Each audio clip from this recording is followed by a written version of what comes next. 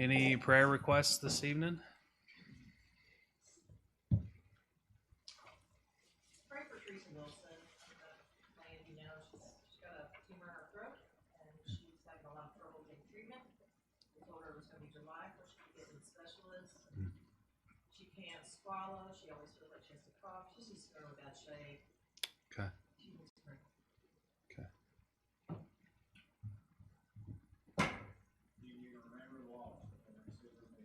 Amen. That's right, Rod. Let's remember Miss Sharon and the family, Patsy, Miss Carolyn. There's a lot of firsts coming, so. And Rita and Tim, yeah. So Tim said he was feeling down. He texted me earlier today. He was going to try to be here tonight, but he finished his treatments Thursday. They're home, but remember them. They told Tim he'd be the next couple of weeks. He'll get a little weaker as all that treatment starts hitting. So remember him. Unfortunately, it's not the first time he's done this. So, but nonetheless, keep him in the prayers and Rita as well.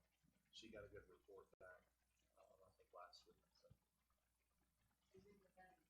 Yes, buddy. Thanks for the reminder. He's back in the hospital again. So remember him. Yes.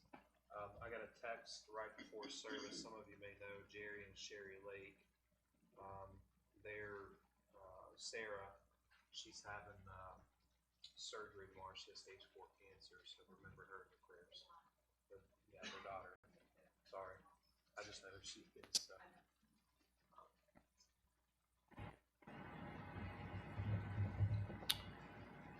How about unspoken requests all throughout? Rod, will you lead us in prayer, sir?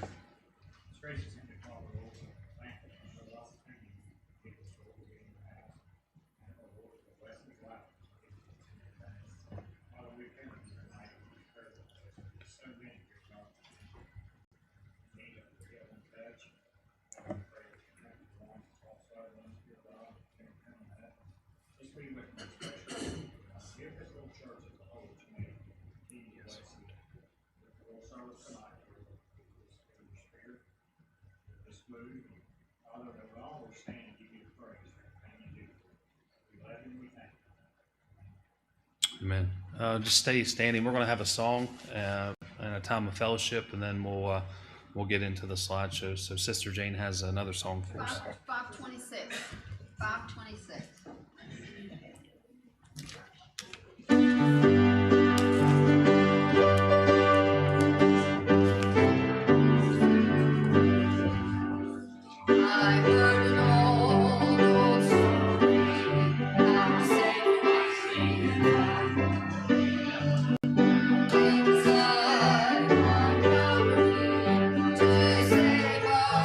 Like me, I heard about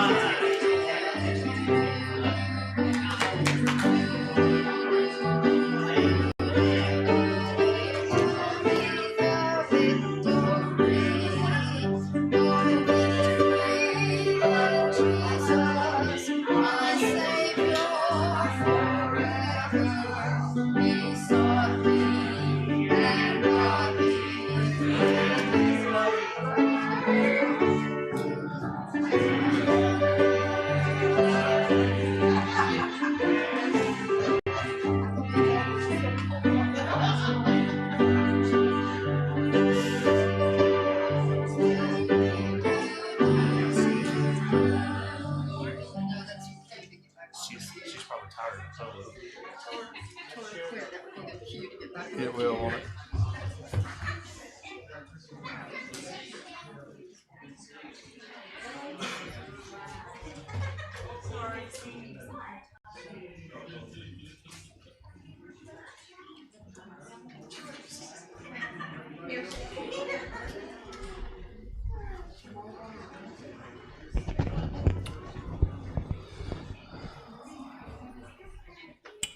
All right.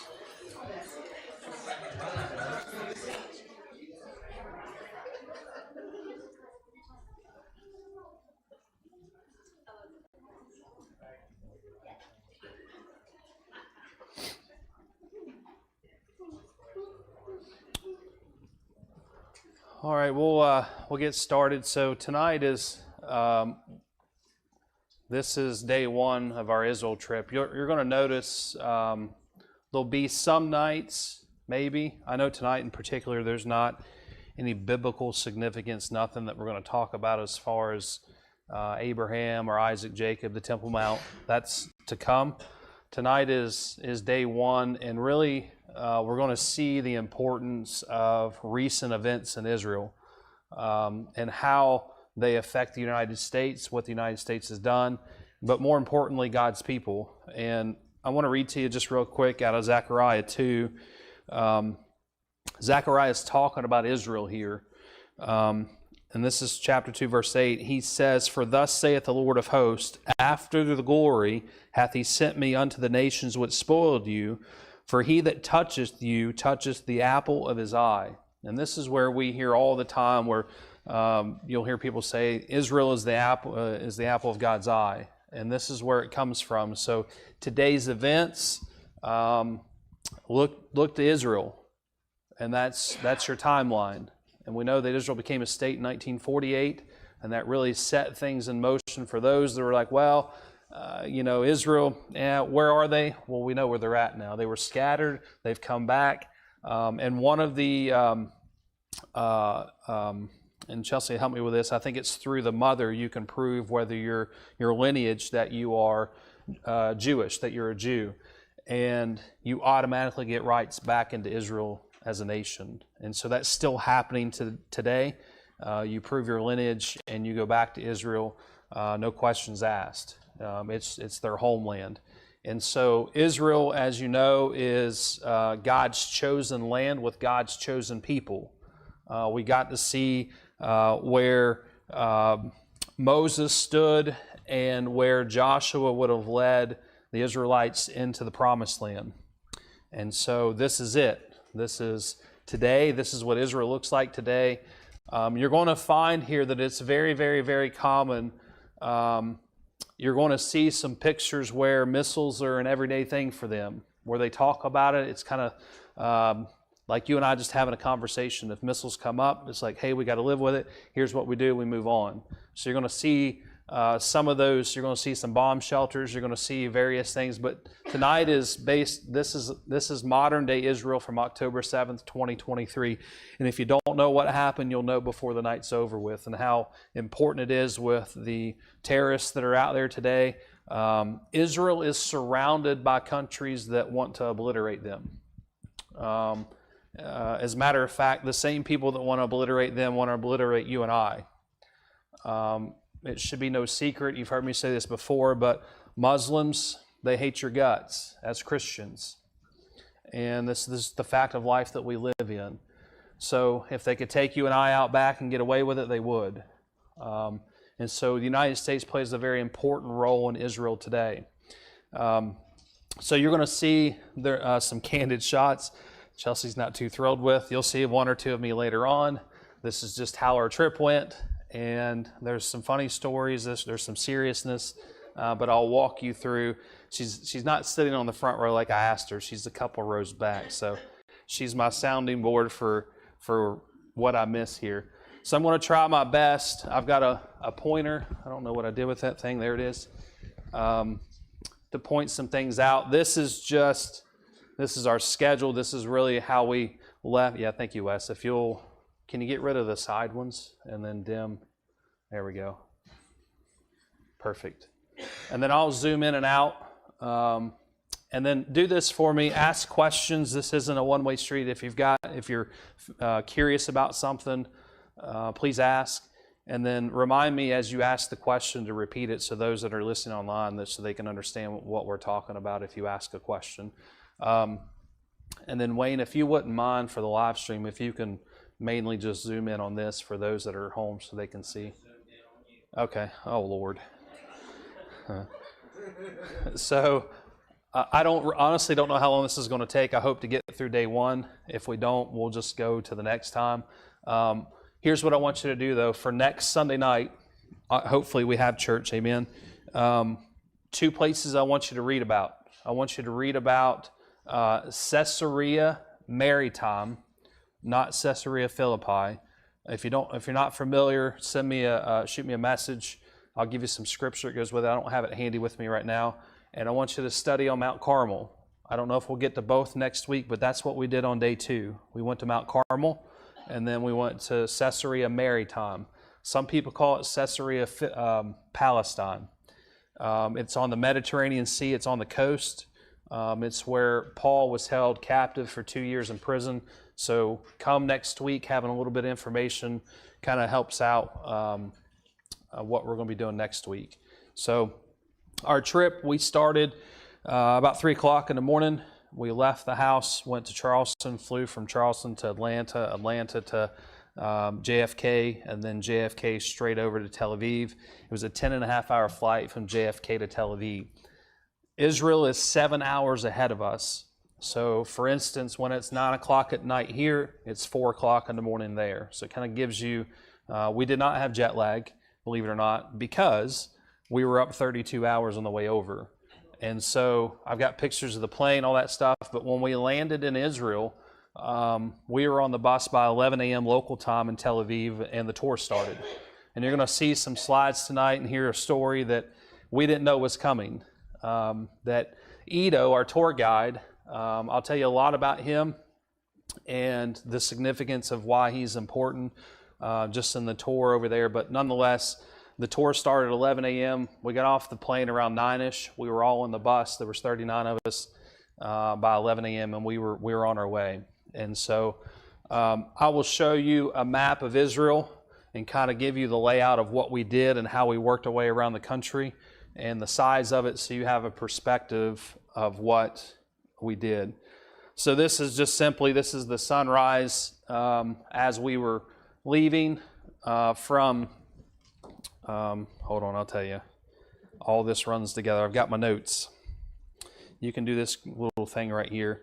So this is we're starting our descent into Atlanta is what's happening here. Just catching the sunrise. This is about 7 o'clock in the morning. Yeah, we can skip that one, right? And this is just us. This actually, I believe we're on the plane from JFK to Tel Aviv. We were on the phone with the girls. And so I took this picture because I'm a guy, and I wanted to know how big the engine was on the plane, and it was massive. Let me just tell you, it was big. So nonetheless, this is not what you want to see. This is in the headrest behind you. You can track your flight as you're going throughout the trip. We have 5,660 miles to go, which translates to about 10 hours. And this is just a map that shows how we're going across the world to Tel Aviv. And then this is, we are taking off. You see the sunrise right there. We're just taking off. We're in the air. Nobody wants to see this stuff. This was just me. I didn't filter any pictures out, by the way, so whatever I took is what you see. This is just me being a guy. I looked and it said it was 12 degrees out and we were going 467 miles an hour. So Mach 0.6 if you're curious for some of those guys. And then later on, here's the time. It's negative 22 degrees outside. This is just,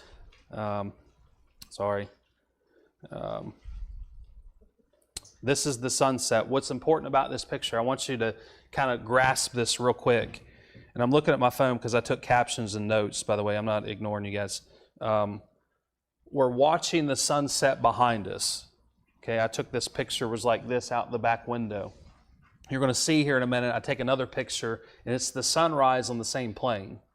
So for those of you who are like, well, how does that happen? Well, where Israel's 17 hours ahead, or 7 hours ahead, and we're traveling 10 and a half hours, 17 hours have elapsed around the world.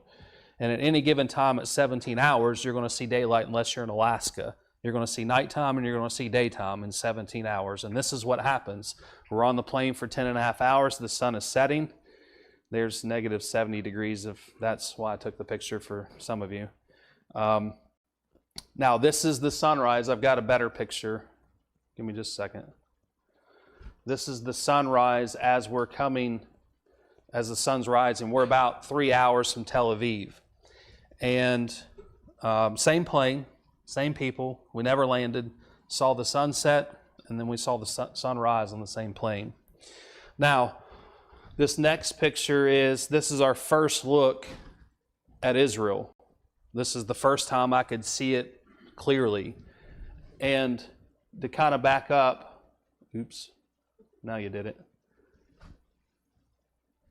So here to the left, that's why I have this, that's the Mediterranean Sea. That's what you just saw a second ago as we were coming in. Back up about an hour, I believe it was about an hour. I didn't know this, maybe the people that have flown before, you get into Israeli airspace about an hour before you land. And they gave us a heads up about 4 hours or 3 hours left to go. It's not an option. Everyone must do it. An hour before, they're going to come on the PA system and say, hey, now's the time. You sit in your seats. You cannot get up. Israeli law says that any airplane flying into Tel Aviv, every passenger must be seated as they enter Israeli airspace. So for the last hour of the flight, nobody, no exceptions, can get up. And this is to make sure that people aren't trying to do things they shouldn't do. It's another layer of security for them. And as you know, you have to follow, if you're going to fly, you must follow what the captain and what the stewardess and stewards say that you have to do. But this is our first look into Israel. This is Tel Aviv. And Tel Aviv is a very, very, very technologically advanced country. Anytime you hear the word tel, T-E-L, it's man-made. So Tel Aviv is man-made. Most of the time, I believe it's encompassed by like a mound, a man-made mound. I'm not really sure where the mound is in Tel Aviv. Jaffa is here. We'll talk about that on our last day that we were there. But nonetheless, Tel Aviv has some of the most important technological advances in medicine. And let's put that in perspective for a second, that Israel's only been a nation for, almost 80 years now, 78 years. And they're far more advanced in a lot of things than we are as a country celebrating our 250th this year. And so they're on the forefront of a lot of things that are happening in the realm of medicine and the realm of technology. You're going to see a lot of pictures, or some pictures here coming up. I'll tell you in a second so you can see it. This is Ben Gurion Airport. This is the international airport that every plane will fly in and out of in Israel. There's the one and the only one. And you're going to see, this is me. You don't want to see all that. This is the terminal that we landed in.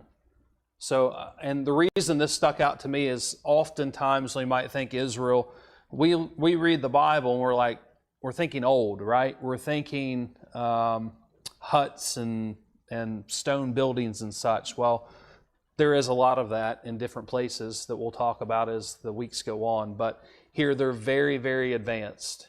Just like a city, you walk down, you can't say any cities around here. Let's say, I don't know, maybe like New York or something. Tel Aviv reminds you of somewhat like New York. And the people drive, they're crazy.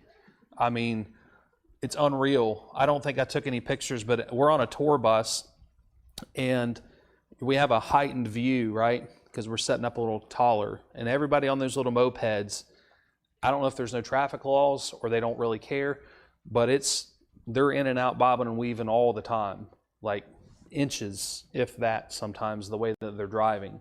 But that's just how they are. Jews are very, Ida would say, blame the Jew.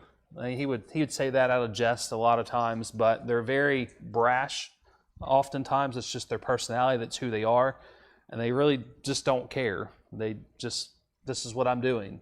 And it's just second nature to them. To you and I, it's rude, right? If you're standing in line going to eat dinner at a buffet and one of them wants something, they're not going to wait in line. They're just going to they're going to get in there and move you because that's what they want. That's just what they do. Every time that you hear someone talking in Hebrew, you think they're arguing. It sounds like they're arguing. It sounds like they're mad at each other. That's one thing that you have to kind of think about. So that's Edo on the left, and this is Stephanie on the right. Edo, a little background history about him. He, 14 years ago, Edo was diagnosed with cancer. And my pastor Rick, Ryan Massey, they went to Israel. Pastor Rick's been multiple times, but they went in 2008, 9, or 10, somewhere in that range. It was before Edo got diagnosed with his cancer. At that time, Edo was not a Christian. The Lord had been dealing with him for a few years, and Edo gets saved 14 years ago when he had his cancer. So I remember asking Ryan, I said, well, is Edo a Christian? And he said, no. Well, Ryan didn't realize that he'd gotten saved since he'd been there. So listening to Edo talk, now mind you, I want to show you Aaron. You actually just get to see his head, really, because I never really took a picture of Aaron, I don't think. Maybe Chelsea did, we'll figure it out. But Aaron is not a Christian. And so you got to picture this, that you have and I think I mentioned this before, there's about 10 to 15,000 in Israel out of a population of 10.2 million that are converted Jews from Judaism to Christian. Very, very, very, very small number of people. And those people are kind of like what we talked about this morning with Jen as a Catholic. They're not invited to anything anymore. They're outcasts. Their birthday parties, marriages, you can forget it. Like you're the outcast of the family now. And so Edo is an outcast in his family. He doesn't get invited to the things because he's a Christian. And so that's, of the Jews that are there, they don't believe that Jesus is the Messiah. And so Edo, and he gave us his testimony when we were at Capernaum, which was, everybody had been asking him. And I told Sister Carolyn before we started, if December 31st, 2027, if you think you want to go, you should go to Israel. If you have the means and you're able, it's 2 weeks. It's a Friday morning. 2 weeks later on Sunday, you come back. You should land around 5 or 6 or 7 in the evening. But nonetheless, the trip, I couldn't imagine not doing it with Edo now. He's a very special person. He's not afraid. He'll tell you what he thinks, just as a Jew would. But as a Christian Jew, it was much more important that as we're traveling the nation of Israel, that he would point out and that he has a relationship with Jesus Christ, and he's not afraid to mention it. And so it was very important. It's very important to him. And so Edo has been a tour guide for almost 40 years. If you want to be a licensed tour guide in Israel, it's 80 days straight minus the Sabbath that you have to go through. You take all these tests, and not just anybody can go around and say, I'm a tour guide in Israel. In the United States, well, hey, let's go tour something and get on a bus. That's not the way it works in Israel. And 80 days isn't enough, by the way, that they'll tell you. And so, but Edo, he is very pro-military. He is very, he was in the IDF. He was in Mossad, and if you know anything about the military in Israel, the Mossad it's it. It would be like our SEAL Team 6 or SEAL Teams or Delta Force type thing. That's the guys. And so Edo is very connected. Edo knows everybody. I'll tell you a story here, whenever it is, in a few weeks, that he knows people in the middle of the desert, literally in the middle of the desert. There's people that know Edo.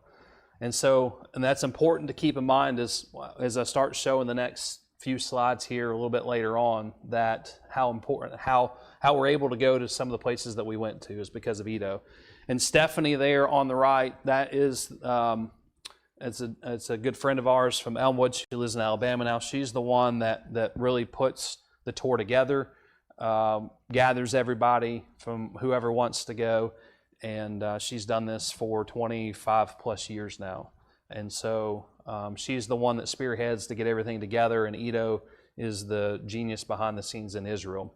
And so Ido and Stephanie haven't seen each other for 3 years, and so they're like brother and sister. They spat at each other like brother and sister would, but she hadn't seen him for a long time, and you'll see that's Ido's wife will say to Stephanie, "You've got him for 2 weeks now. He's yours."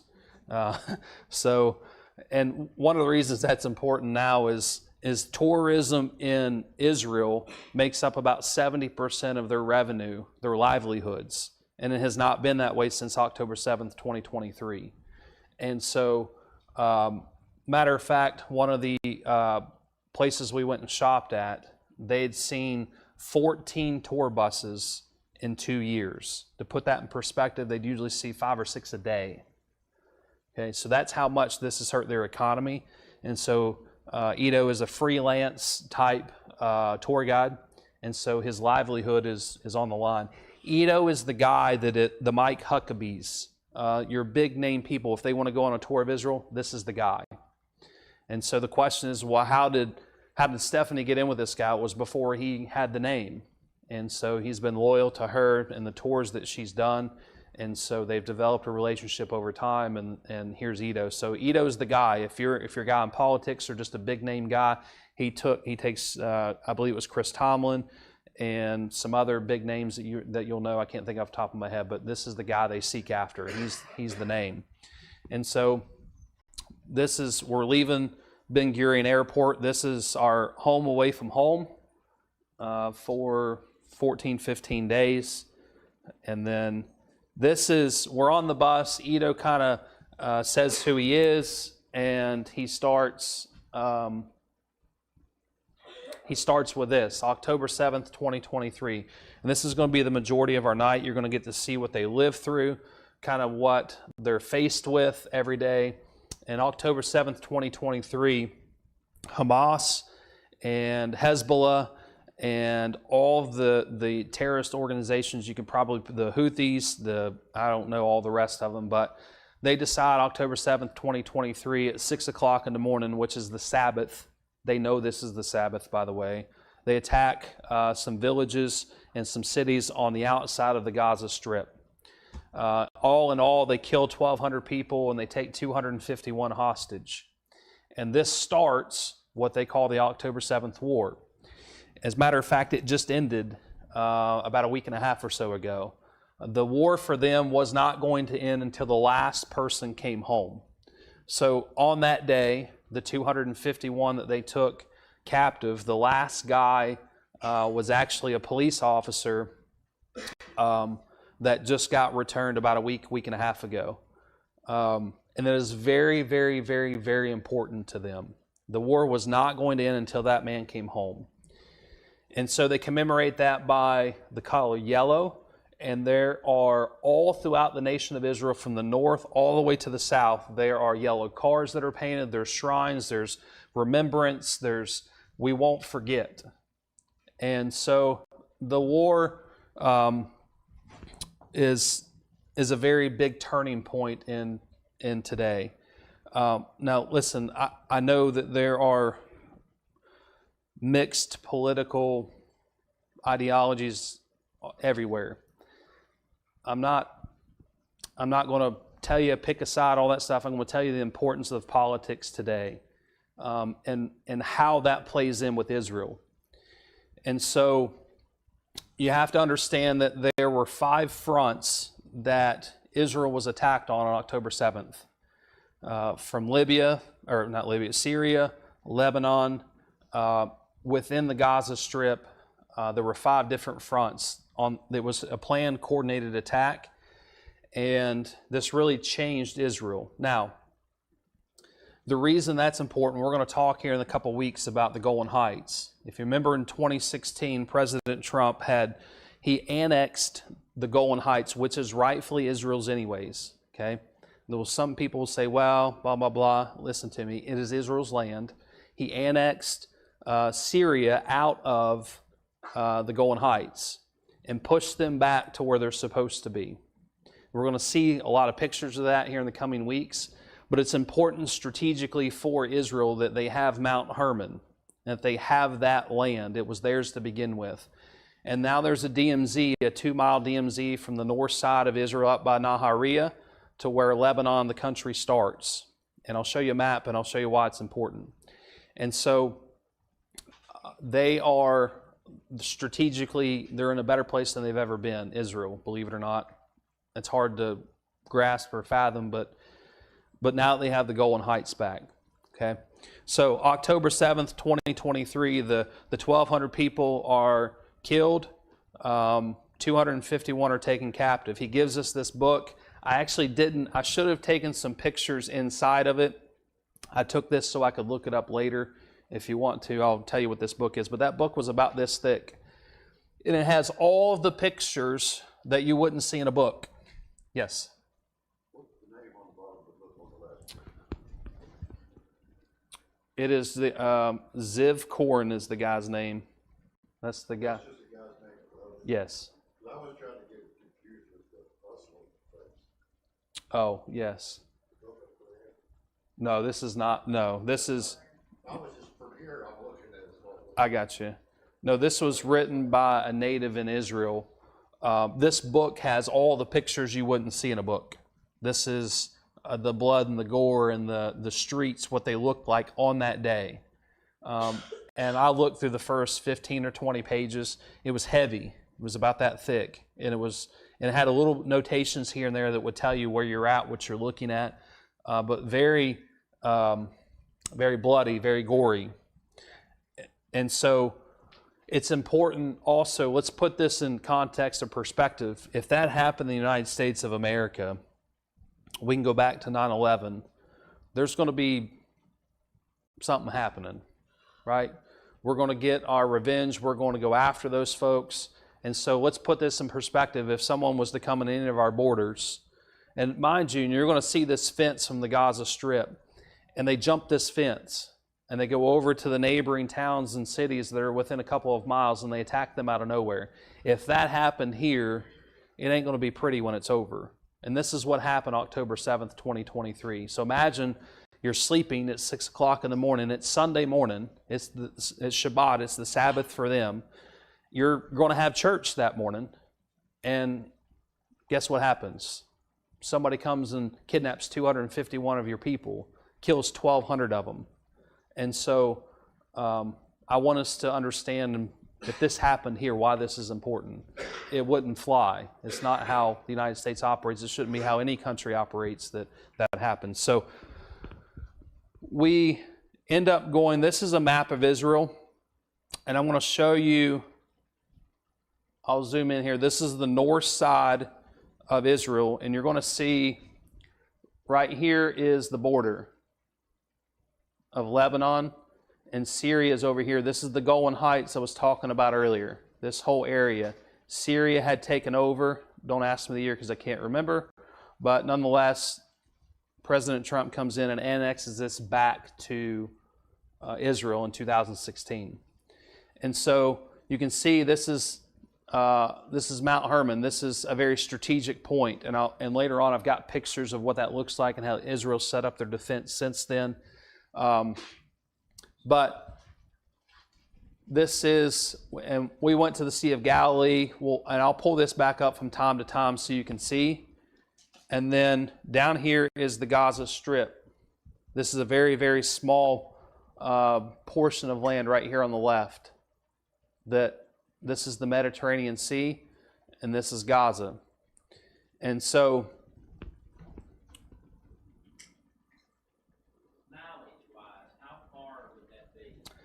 So it's about the size of New Jersey is Israel. So it's 400 miles north to south and about 100 miles east to west. You can basically drive it in about 5.5 hours north to south, and then about an hour and a half, 2 hours east to west is the nation of Israel.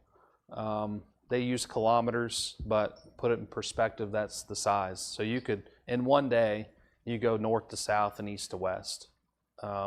From here to Martinsburg, the Eastern Panhandle is about 5.5 hours for us. So it kind of puts it in perspective. And a lot of it is desert in the middle. This is just Ben Gurion Airport as we're leaving. Now I took this picture right here. Israel as a whole, you got to remember, is in where? The desert, right? And so about a week before we got there, they had unprecedented rain and everything turned green. We usually don't see this until spring or summer over there. And so another important part about this, and other places we'll talk about in Israel, is they found, I don't remember when Edo said, probably in the last 60 or 70 years or so, they excavated down, they dug down about 30 feet beyond desert land, and they found this soil. It's good soil. It's perfect soil, as a matter of fact. It requires very little water.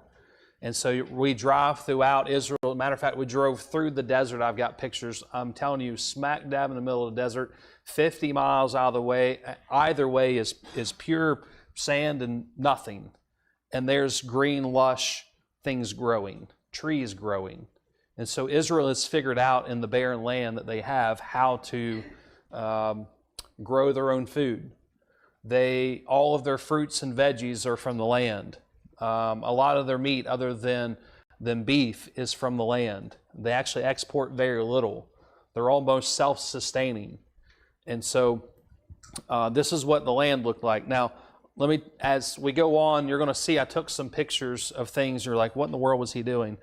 I took some captions, not knowing sometimes I was going to get a better picture. So Edo would be like, oh, on the right-hand side, you're going to see such and such. And we're like, taking pictures because we don't know if we're going to see it. And then there's times that we get closer a couple days later or whatever the case may be. So I was crazy a couple times, right? So this is what we would say. Oops, sorry, Annette. That's Annette, by the way. We land on Saturday, local time in Israel. It's the Sabbath or Shabbat. There's nothing open. There's very very, very, very, very little things open. This is like a 7-Eleven in the middle of nowhere, and this is lunch. And yours truly did not eat lunch that day, and you'll find out why here in just a second. I'm a meat and taters guy, and the Mediterranean food and I just don't get along. But this is what you see. Most things that have a sign in Israel are in Arabic, Hebrew, and English. You get all three most of the time because they, matter of fact, I didn't tell you this, the Israelis love Americans, like flat out, almost grovel at your feet type. Now, when food's involved, probably not so much because they'll just work their way in to get the food. But nonetheless, this is kind of what it looks like over there. It wasn't an actual bar, sorry. Yeah, it's not a... particular sign doesn't go with it. Yeah, we didn't... Yeah, it's the only part he can read. We did not go to the bar. All right. What happens in Israel? Yeah, Yeah, this is a coffee shop. It's like a deli. I can't read that, so don't ask me. And Edo is here translating for us. For those that are eating, like, what is this? What's in this type thing? He's up there doing what Edo does. Do what? Oh, yeah, they filmed us in there. They hadn't seen a group of tourists in 2.5 years. Now, I can't remind me to say how close we were to something later. They hadn't seen tourists in a long time. And so they're filming us like we're filming them. Like they're excited to see us. Yes, people that aren't their own. This is a receipt we just took a picture of. This has Chelsea's name on it. Don't ask me where it is on here. We just thought it was cool that her name is in Hebrew somewhere on here. And you can see the total here was 46 shekels. And so the conversion of that is about $15 or $16. So it's about a third is what you do. So when they give you the total, don't freak out. Divide it by 3 and you're really close. All right. But this is a receipt. What did she get? I actually wrote it here. The first receipt in Israel. Coffee otef. It translates to a beet sandwich, a coffee, and a little, I put in parentheses if you can read that, cinnamon slice. Total was $14.54. And this is what she ate for lunch. Wow. Yeah. $14.54. I don't know about all that. Anyways, she says it was good. She doesn't like these next pictures because she's eating. Oh, that's not going to work. Well, sorry. I'll have to figure that out later. So there she is in mid-chew. I'll just move on. There she is in mid-chew again. I'll move on. This is what husbands do to their wives while they're eating. I know. She's still here, Wes. All right. Wes said I was not very smart, for those listening online. He's probably right. But anyways, so this is a picture of just the landscape. This is what you'll see as you're driving through Israel.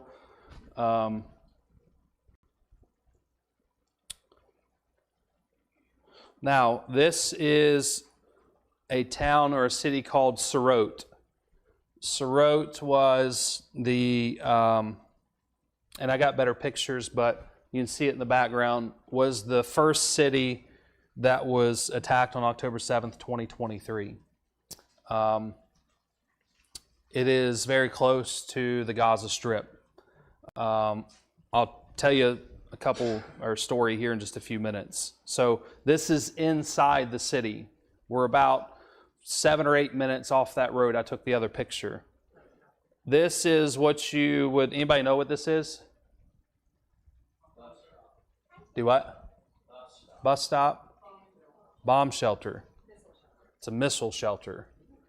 And these are what you see all throughout the country. And some of them have signs on them. This one doesn't in particular. I think this is 15 seconds. If you hear missile sirens, you have 15 seconds from wherever you hear it from, or 40 was the longest, by the way, to find shelter. This is what they live with. Now, this is not very big.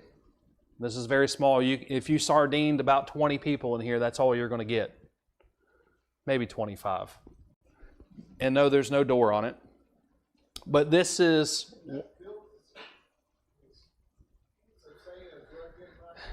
not a direct impact. This would be shrapnel. This would be the debris that would come from a missile. So hope and pray that it's not a direct hit. A lot of these newer buildings right here, I think these are some of the newer ones where they have bomb shelters built into them. Edo said the ones built in the 50s and 60s do not. Some of them have been retrofitted, but it is current law right now. If a building does go down, it must be rebuilt with a bomb shelter in it. Just put that in perspective here.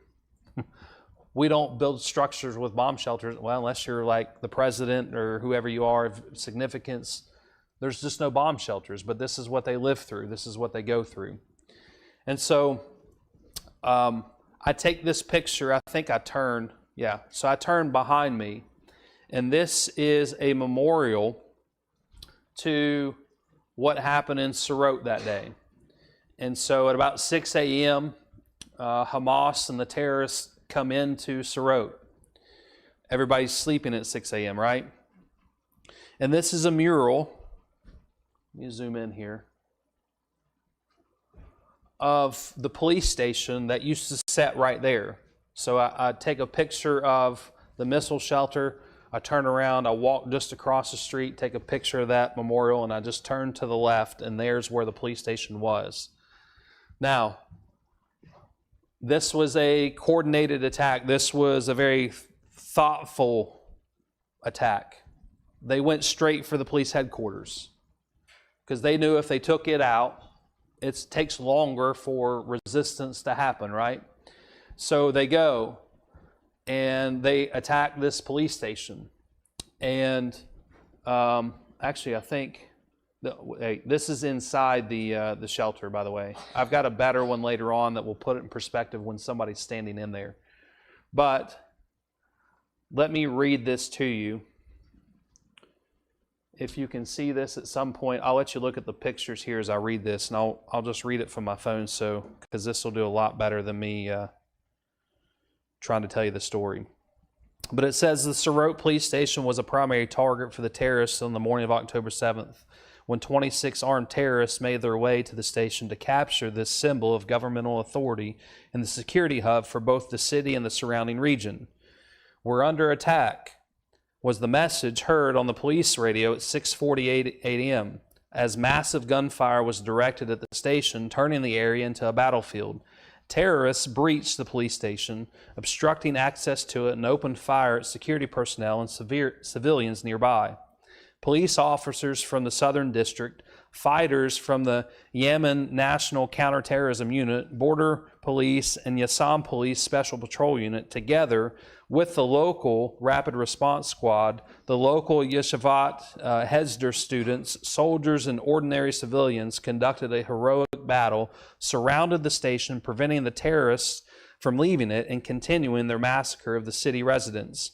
Officers of the police stations, some wounded, engaged in a firefight with the terrorists from the building's roof, while security personnel fought inside the police station in an effort to rescue the trapped officers. Upon their arrival, the Yemen operatives assumed control of the situation and evacuated the officers trapped inside of the building and on the roof under intense gunfire. After many hours of engagement, they neutralized the terrorists. As evening fell, a decision was made by the Southern District Commander to demolish the station building and kill any gunmen remaining inside. Security forces utilized air bombings, tank shells, and heavy engineering machinery to bring down the building. The battle ended the next morning following 26 hours of fighting. And so this is what the police station looked before, and that's what it was after. They took down their own police stations, what happened. As a matter of fact, they took it down with a tank.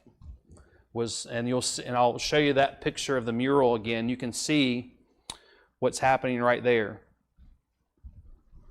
as they're taking their own police station down. And this Sorot is the nearest city to the Gaza Strip. This says the city of Sorot has faced continuous rocket fire from the Gaza Strip since 2001, but nothing prepared it for the intensity of the attack on the morning, and I can't say that, October 7th, 2023, when hundreds of rockets were launched at the city within a few hours.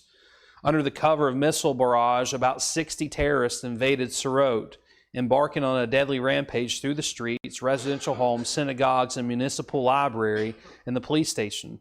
Social media messages screamed terrorists in Sorot as early as 6:45 a.m., accompanied by horrifying images and video of pickup trucks loaded with armed terrorists throughout the city. They carried out a merciless massacre of families, retirees, worshipers, and innocent civilians going about their holiday and daily routines.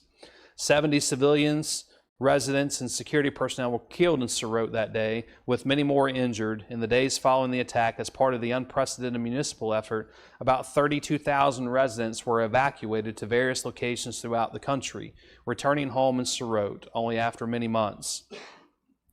And this is what the streets look like.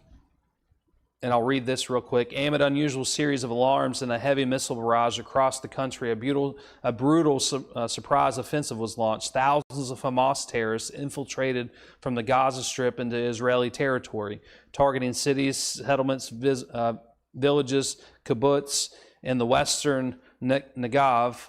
Residents fought for their lives and the lives of their children and their homes for many hours, besieged in their houses and safe rooms until they were rescued. The terrorists initiated a massacre during which approximately 1,200 men, women, and children were brutally killed, the heaviest loss of life in one day the Jewish people have ever experienced since the founding of the State of Israel. Additionally, 251 hostages were taken captive, and thousands more were injured. In the face of terror and helplessness, countless acts of heroism were displayed by police officers, soldiers, security personnel, and civilians from Western Negev communities and across the country who risked their lives to assist their fellow citizens in the Gaza envelope area. In the aftermath of this war, the Swords of Iron War began. This is a list of the people in Sderot that lost their lives that day in Hebrew. They made the ultimate sacrifice. This is a memorial that was constructed, and that memorial was actually they used from the bits and pieces from Sderot. So this is steel and rebar and stuff, and pieces of buildings. This went around the whole area. I thought I took a panoramic picture of it, but I don't guess I did. But basically, it was one memorial set up for what happened in the middle of Sderot. So again, to put this in perspective, if this was Milton, West Virginia, like this is what we're talking about, a little bit more advanced than Milton. Amen. Won't go there. Moving on.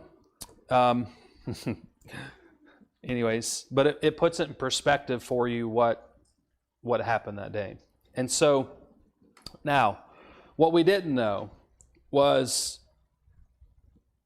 we weren't that far from the Gaza Strip. I don't know if some of you guys might do this, but I got on my phone on Apple Maps and I was tracking where we were going. I was trying to get the orientation of the direction we were going just because I wanted to know. And so this is the Gaza Strip right here. This is the fence right there. And in the background, you see this is where the Hamas terrorists and all the other Palestinians that are there, this is where they live. And so we're about a mile from there. We're like, oh, that's great. Like, we're really close to danger, right? And so there we are. We're just driving. We're driving. And then we take this left-hand turn. And we're on a tour bus, right? And we're going down a muddy dirt road. And it's probably about a mile long. And I'm up front, I'm looking out, I'm like, I wonder where we're going. Like, I wonder what's here. And then Edo says, here on the left, this is where the generals stay. They're back in here in their little barracks back there, you can see. And then he's like, this is where the men stay. This is where the men and women that serve in the IDF, this is where they stay. And by the way, unless you are the ultra-Orthodox Jew or you're not able to serve, everyone serves in the military. Women for 2 years mandatory and men 3. That's a big sticking point with a lot of folks that are pro-military in Israel. They think that everyone should serve. It's their defense. It's the only form of defense that they have. And so it's important that everybody's ready because days like this happen.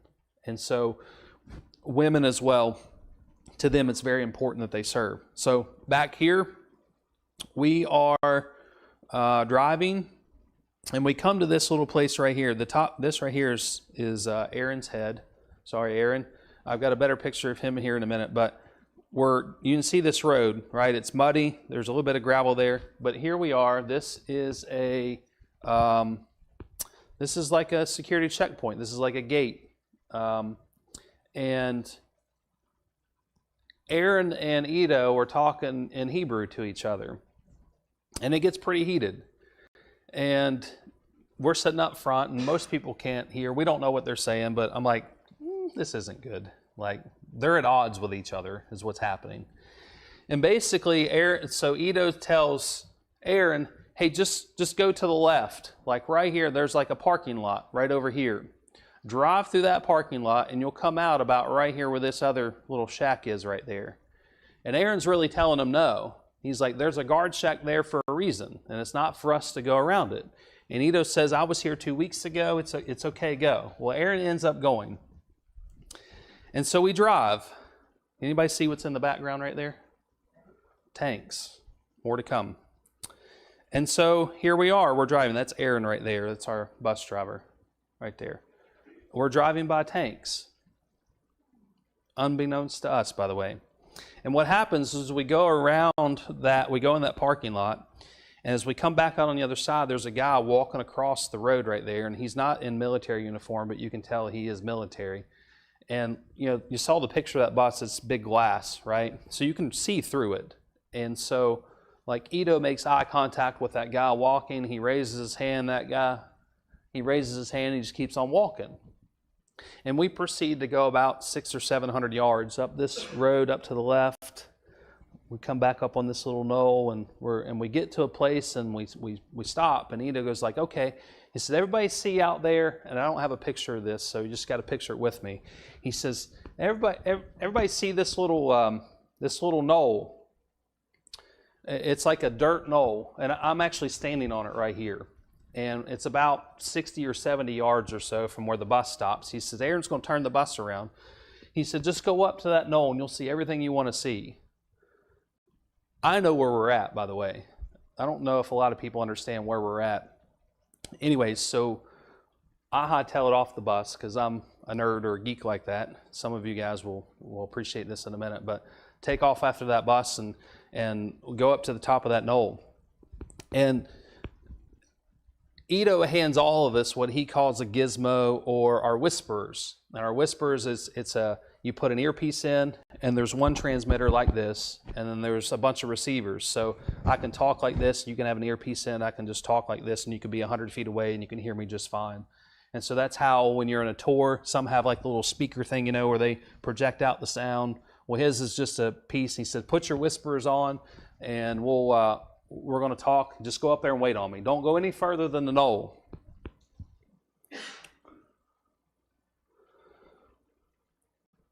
That is the Gaza Strip. This is the fence that I took a picture of earlier. We're about 200 yards from the Gaza Strip. And this is, that's them. And so 3 weeks prior to us being there, the politics of the United States, President Trump goes in trying to set up a peace deal with what's happening over there. And one of the first things that is part of that deal is that everybody on this north side goes south. And then the second thing is they surrender and give up all the hostages that are left and all the dead bodies that are there from October 7th. So we're in the midst of number 2 of this peace plan. And so 3 weeks prior, we didn't know this at the time, but there's actually nobody here. These are houses that they all lived in. So 3 weeks prior, you probably wouldn't have caught any of us there. Matter of fact, I know you wouldn't have. And so it's only because of that peace plan, that we were there. Ito took another group to this very place 2 weeks prior. That's what he was arguing with Aaron about. He's like, hey, I was here 2 weeks ago. It's okay. General such and such said it was okay. That barracks that I showed you that we passed. This is the conversation we're having. And Aaron's like, because I know where we're at. We ain't going up there. We're in a tour bus with American tourists on the Gaza Strip.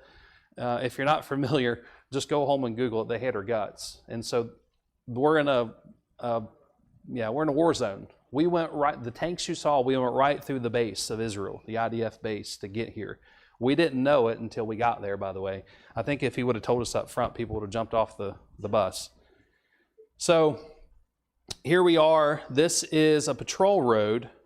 On the outside, you see one of their patrol vehicles right here that's patrolling the area that goes all the way around this road that you see right here. And so they're patrolling. I'm standing up on this mound. And there it is all the way down there. All right? Now, this right here is something most likely you and I will never see in our lifetime here in the United States. This was installed 2 weeks before we got there. This is a laser missile defense system. Do what? Yes. I've got a better picture of it here in just a second. I'll show you. It looks like it's all like rusty. That's just part of the landscape so that somebody can't figure out from the sky and pinpoint it really quick. It's just, it's not old, by the way. It's brand new. Funded by the United States of America. Okay? So, politics aside, this is what the United States has been doing for a very long time. You heard the Iron Dome before? This is part of the Iron Dome. David's sling, this is part of David's sling. What's the third one? I can't ever remember what the third one is. There's 3 different tiers of missile defense within Israel. And if you've heard in the news lately, President Trump wants to do what? He wants to make an Iron Dome, just like Israel has. Why? Because he knows the United States just put that there in Israel.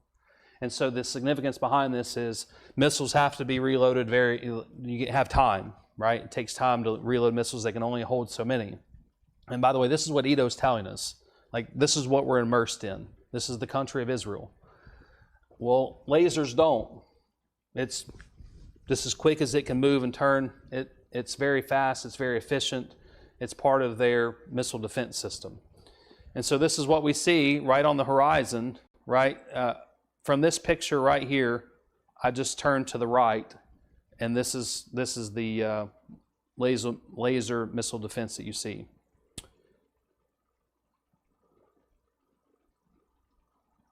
All right, now, context for the picture you're getting ready to see here in just a second. So we all go up to the top, and we're standing up there, and we have our whispers in, and Edo's telling us about this missile defense. He's telling all kinds of things, and then we hear, Edo! He says, hold on a second, honey, I'm talking. And then he talks a little bit more, and about 10 seconds later, Edo! I said, hold on, I'm talking. Another 10 or 12 seconds go by. Edo! What? He says. Turn around. He turns around, and this is what we see. We see these 4 men, and yeah, that's a selfie with me. Just forget about me for a second. I just wanted to make sure everybody knew it was real.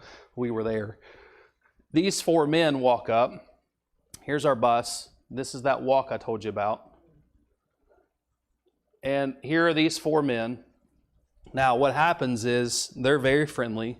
They're the IDF. Turns out we really weren't supposed to be there. And so what do? About 2 minutes after we pull up there, they get in their armored vehicle. I've got a picture of it in a minute. And then 4 of them get out, and they start walking up there, and they start talking in Hebrew to Edo. And Edo's like, hey, General such and such said I could be here. It's like, well, he didn't tell you could this time. I need you guys to leave. And so they were very nice, very cordial. They take a picture with the kids. They're smiling, all that fun stuff. He's telling us like how to get back out. This is the lead guy right here. You could tell. And then the boys here are getting ready Jasper and Jackson are getting ready to take a picture. But this is what they pull up in. And they're like, hey, you got to go. And so we all get back on the tour bus. We all, it's pretty intense. So let's just put it that way. Yeah, I don't think Edo planned for that. And then there's that missile defense that I showed you a second ago. And this is the road that we drove in on, right? So not tour bus friendly. So we drive back out, and this is the base that we drove through. We came in on this road. We made that left way back here and drove all the way down here. You can't see it, but over here was the little guard bases, the guard shacks. And then we drive all the way up and around and come up to where we're at now. We had just turned around and we're coming back off the hill. But there's tanks in the background. I got better pictures here in a second.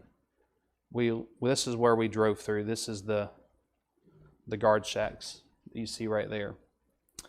And then, there you go. So just 3 weeks earlier, before we were there, these guys were staged on that little knoll all the way around the north side of the Gaza Strip, 24 hours a day, 7 days a week. D9 dozers that are got all the armor on it, all the things that you ever see in the movies. There's one of them right there. This was life. This is what they were doing before. Now they're still on guard. They're still being ready, but they've evacuated all those people from the north down to the south. So they're not sitting up on that knoll. They just ride the patrol road. But if you go further south, they're ready. And so this is called the Road of Slaughter. And it's exactly what you think it would mean. This is a road. Sorry, I've got to get to my notes here. This is the road that was part of October 7th, 2023.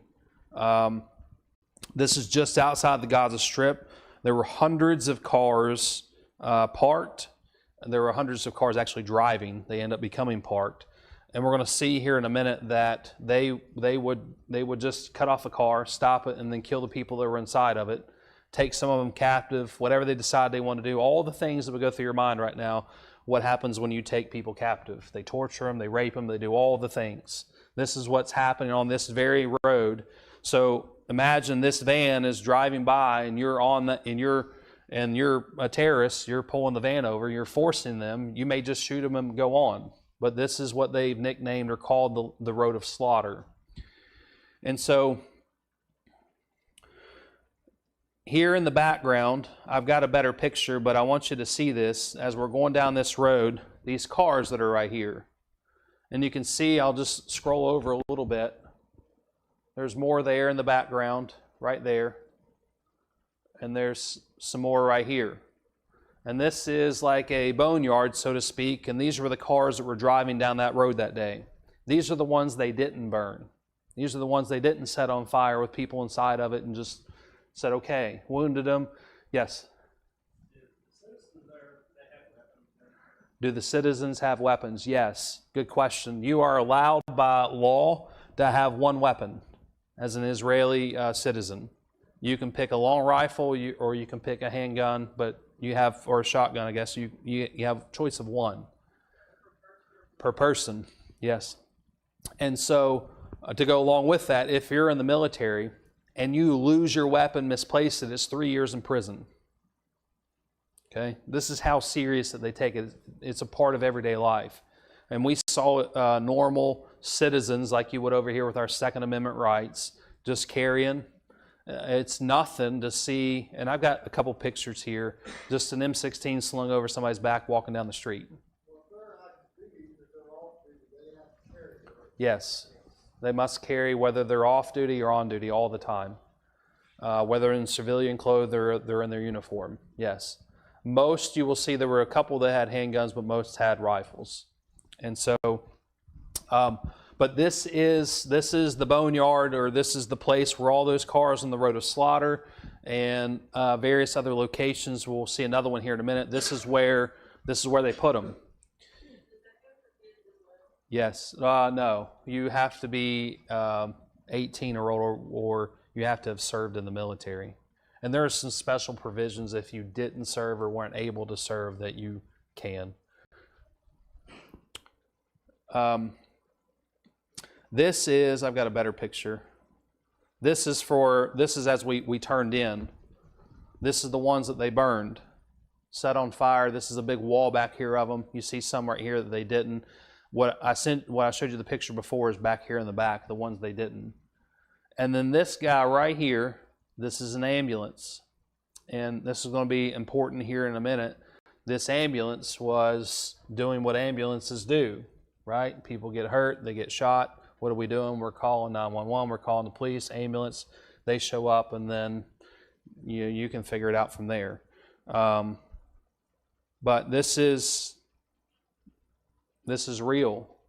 This is people's kids. This is people's nieces and nephews and grandkids, grandpas, grandmothers. And so these are what you think they are, what we saw a few minutes ago. These are missile shelters. Now, this one's important. We went down the road about, I don't know, probably 15, 20 minutes from what I just showed you. This is not the same place that we were just at. So this is a missile shelter, and I'll be non-descriptive as I can, but what happened on that day, a bunch of them go in, right? There's missiles flying. There's chaos happening, the road of slaughter. This is just off the road of slaughter. They go inside. There's 7 or 8 or 9 people that go in there, and Hamas shows up, throws stuff in there. It gets thrown back. That happens a few times, and eventually they're not able to throw back, and then a explosive goes off inside, and you know what happens. But they've set this up as a memorial for those that fell inside of what should be protecting them from the outside. And so this is how brutal it was that day. They didn't care. And so, somebody say something? Okay. Now, this is a picture inside. This is Stephanie. It kind of gives you perspective of the size. So it doesn't take very many people before you start filling it up.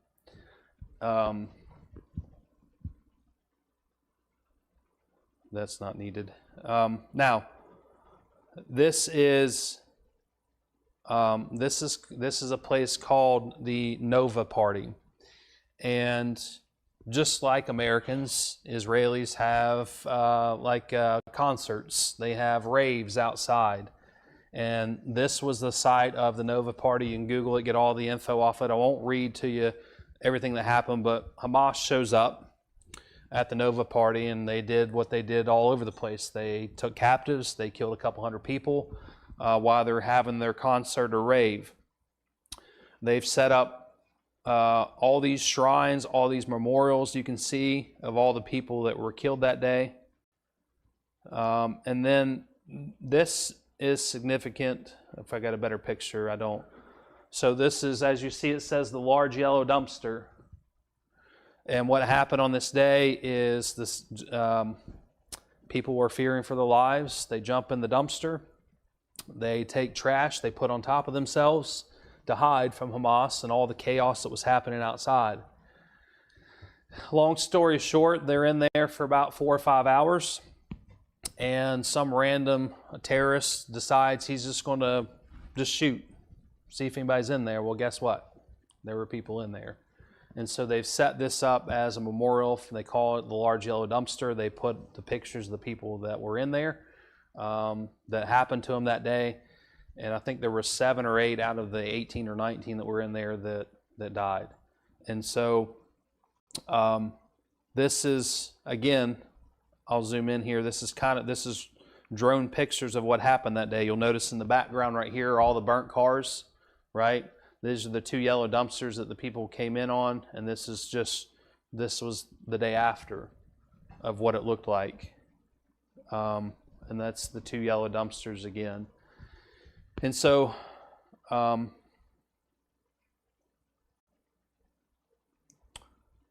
this is very real. This is pictures of what was happening that day.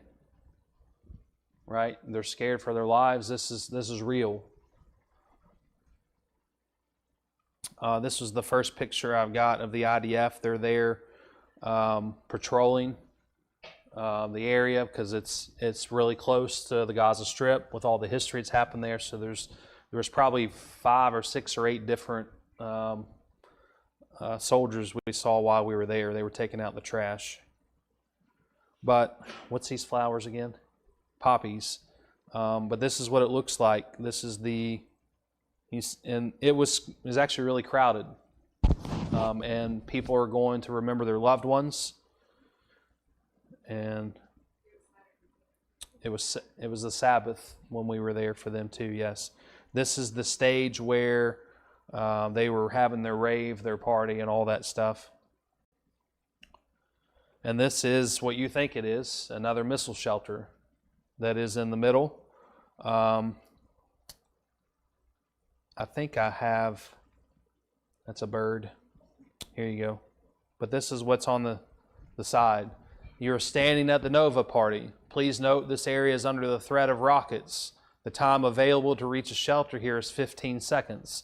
Make sure you follow the below guidelines. If you receive an alert, lie on the ground and protect your head with your hands for 10 minutes. Stay alert and attentive to the instructions provided by the security forces on site. Put it in perspective, there's nowhere here. Not one place in the United States that we have to have anything like this. But this is what they live under every day. Oh, sorry. She doesn't like me very much. She loves me. I went very fast. It was a long day. We were up 32 hours on the way over. Some of us can't sleep on airplanes, so some of us got naps at random times. And I took this picture. It's probably not very, I didn't do that on purpose, by the way. Right here, it's really hard to see this little speck. This is the northernmost part of the Gaza Strip. There's a flag that symbolizes, that lets everybody know, hey, this is where you're at in relation to the Gaza Strip, because it's very, they want people to be cognizant of where they're at, where they're driving around. So this is a symbol of, hey, this is where you're at. Now, we're at the hotel. We stayed in a very nice hotel. We stayed in very nice places the whole time. This is my dinner.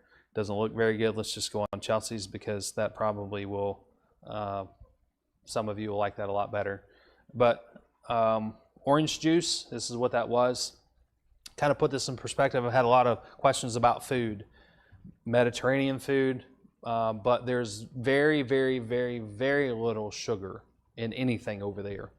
And so, matter of fact, you've had orange juice where it's no added sugar. It's twisted and all that stuff right there. It's got a little bit of pulp in it. You take it. Sometimes it's a little tart, but it's very sweet. Not here.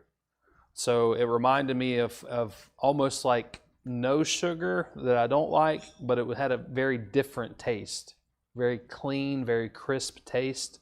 And I looked at Chelsea, and this is the first time I'd had it. I was like, is this what it's supposed to taste like? Because no doubt over the years here in the United States, we've sugared everything. We've done all kinds of crazy stuff to our food. So I wonder, I don't know, food for thought. Maybe this is what it's supposed to be. This is our group. Chelsea eating again. She's thrilled. And so on the Sabbath, the reason there's so much, this is the buffet style. This is where we ate, not this place, but a buffet style every night. This is the Sabbath, and so they do not cook. If you're Jewish, you do not cook. Matter of fact, in the hotels, I didn't take a picture, but you have, and I told the teens this morning, we talked a little bit about it. If you do this, you've worked. You've created an electrical connection, and they consider that to be work. And so the elevators in the hotels, there's one that's just the Shabbat elevator. And unless you want to ride every floor, you don't get on it. And it stops at every floor, it goes up, and stops at every floor on the way down. And it's very common over there that the Jews will go rent a hotel on the Sabbath, and they stay in a hotel. They don't turn lights on. They don't do any of that stuff. They stay in there, and the meal is made for them, and it's made the day before. So you don't get any like very well cooked things. There's not a whole lot of, it's just whatever the non-Jews that are there that aren't believers, they go in and they just set stuff on hot plates or whatever that they made the day before. And so this is just a picture of the food. You can see the buffet style. Some of you are salivating at this moment, and I'm getting ready to barf. Amen.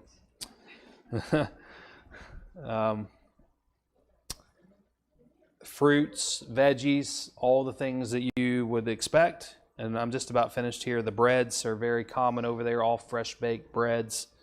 And this is just pictures of the people that were there with us. And that is day one.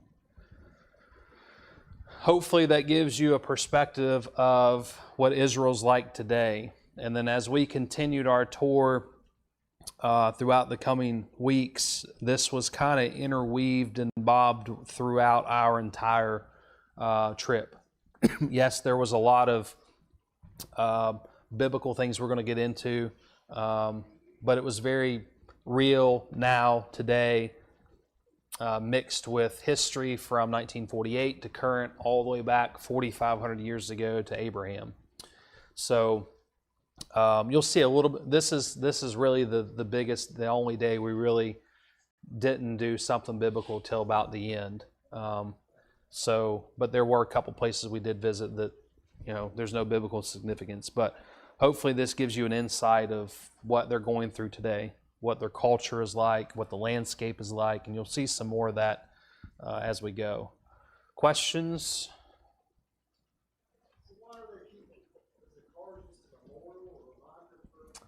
Yeah, so why do they keep the cars? Yes, it's a memorial to them. It reminds them I didn't take pictures. I looked through Chelsea's today. She didn't either, but you would see, and maybe they're in the background somewhere, but cars painted yellow or anything that had a yellow significance is to remember that day and to remember the people that were killed that day or taken captive. It's a place that obviously couldn't keep them on the roads. So actually that place there was donated by a guy, a local neighbor, and built this fence around to let people put that stuff in there. So if the families have a place to go to remember them. Because some of them, there are on the side of the road, if they knew where their family member was killed, there's a poster or a picture on the side of the road commemorating them and where they lost their lives. Yes. The culture is sanctity of life. It's very sacred to them.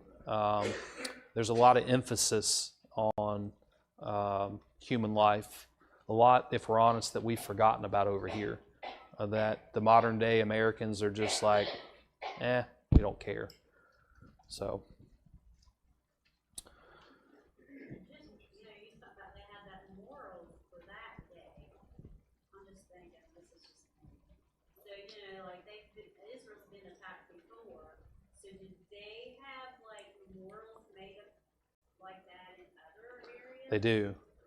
So the question was, do they have memorials like that we see? Do they have them in other places? They do for different wars. I've got some more later on, a couple of days later, that we could oversee. You could see Lebanon in the background and a field that a battle took place, and there's a memorial that we stopped at there that talks about that battle. But it's all throughout the country, kind of similar to here when the Korean War, World War II won, all that stuff, Vietnam. Just different locations other than it actually happened on their land, and they have it where it happened. So, all right. Anybody have anything else? You're probably tired, aren't you? All right. If there are no questions, we'll. So next week, the Lord willing, if we have service Sunday night, come back. We're going to talk about Caesarea Maritime. And hopefully there's enough time. I think there's enough time to get both in of Mount Carmel as well. We'll have some scripture next week that goes along with, so you can go in your Bibles. I won't have all of it, but I'll have some scripture references for you. We'll talk about the significance of Mount Carmel, what happened. The same thing with Caesarea Maritime. So, all right.